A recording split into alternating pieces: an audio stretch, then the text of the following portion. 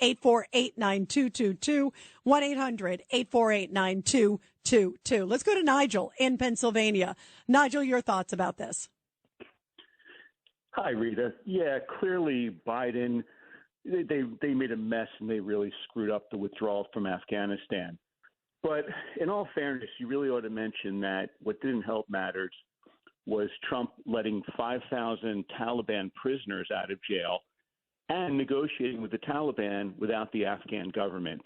So please don't make this seem like it's all on Biden. And by the way, Nigel, those are fair points. And if you ask President Trump, by the way, on the negotiation part, especially with the Taliban, and he didn't trust the Afghan government, and clearly they fled like second graders. Remember that the head of the Afghan government left with a whole bunch of suitcases worth of cash. So despite maybe good intentions of them, they didn't stand there with the ship. You know, I mean, you got to be kidding me. Do you think the Afghan government, the leader of Afghanistan, was out, quicker than almost anybody? He was like the first one out of the country, and he barely did anything to evacuate the allies. He didn't do anything. So, I mean, shame on him, Nigel, too. They really just left it up to the U.S. On the other hand, the U.S. should have known that they were going to flee. I think Trump clearly did know that, and that's why he wasn't trusting them, because they were playing both sides.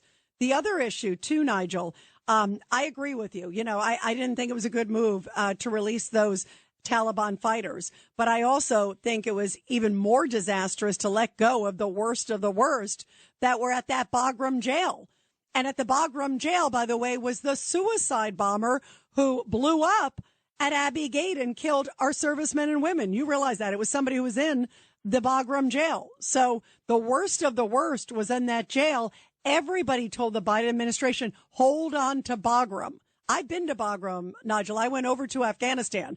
I've been to Bagram. That jail and that air base was so pivotal for strategic reasons, even well beyond Afghanistan. And we gave it up. And everybody was telling this president, do not do that. You know that, right? I mean, even Milley said it. The guy who was at McKenzie, who was overseeing operations over there, they testified to it. So, you also have to realize there's a lot of blame to go around. And guess what? This president was the one who was in charge of Afghanistan.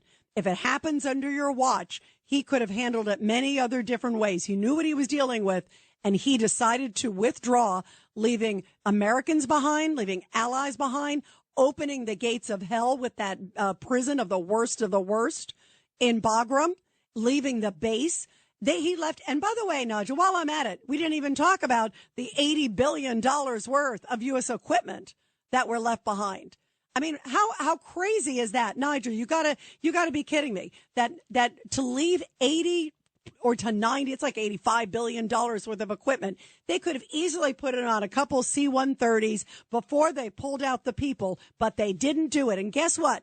With some of the biggest, most strong army in the world right now, it's like the number 2 best well-equipped army is, guess what? It's the Taliban, because they have our military might now, Nigel. You think that that's a good decision?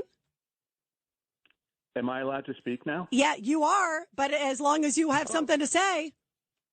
Oh, I have plenty to say, but you just went on for like 27 minutes. Actually, you know what? Yeah, actually, you obviously are having a trouble with numbers because it's not 27 minutes, but it is my show, Nigel, but I'll allow you to speak. Go ahead. I began the call by saying clearly the Biden administration did a terrible job. Okay, that's how I started the conversation. I heard it, but you didn't spend any more time on that. And that's what this report focuses a lot on. So I'm talking about the new news. If I had not brought up the Trump administration F-ups, would you have mentioned them? Probably not. Actually, I might have, Nigel. I might have. Actually, you know what, Nigel? I'm an independent. So that might be a new surprise to you. I just like common sense, which maybe is a little bit better than you are doing tonight. But have a great weekend, Nigel. Good luck with everything. Boy, that guy's going to have a fun holiday weekend. Let's go to Bob.